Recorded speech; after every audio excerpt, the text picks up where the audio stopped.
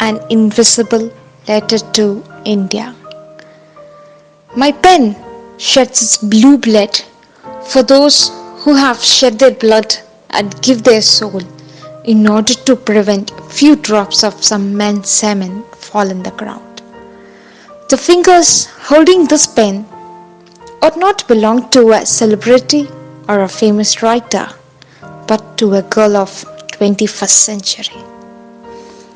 It is believed that the women of this century are so blessed that they have attained great success. As days goes by, as she grows and transforms from adolescent to woman, she feels the insecure vibration in the air. It suffocates her.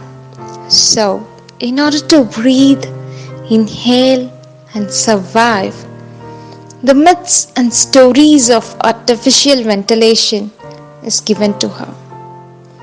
India is known for its myths. Myths about kings, gods, semi-gods, and demons. Yes, of course, women are not an exception.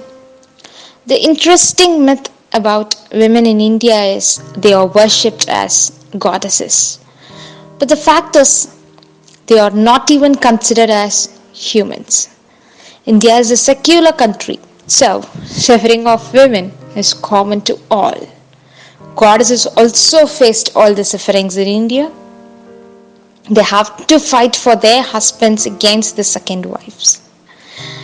Women, whether born as a human being or celebrated as goddesses, have to face harassments. India 2020 is also a myth, I could say.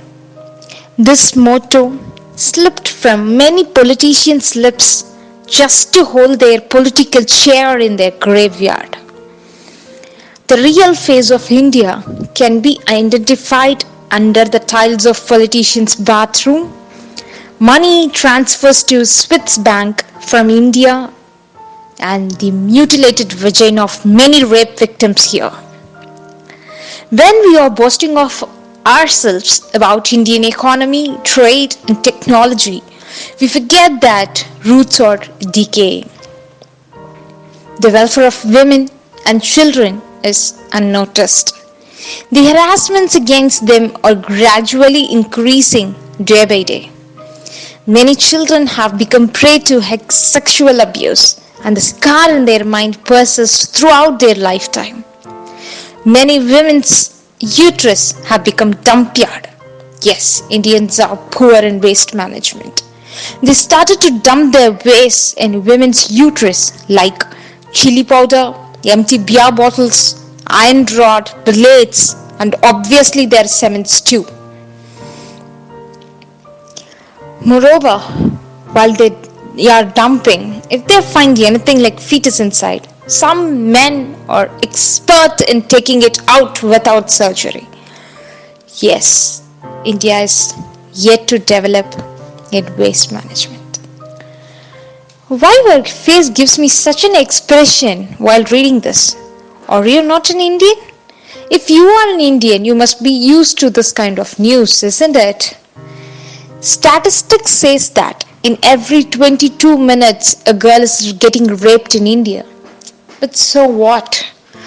Child sexual abuse is getting increased day by day. So what? Working women who shoulder the responsibilities of family facing sexual harassments. So what? Mothers abort girl fetus in their womb itself, not because they hate, but they don't want to teach their 3 years old kid about sex education. So what? So what, yaar? So what?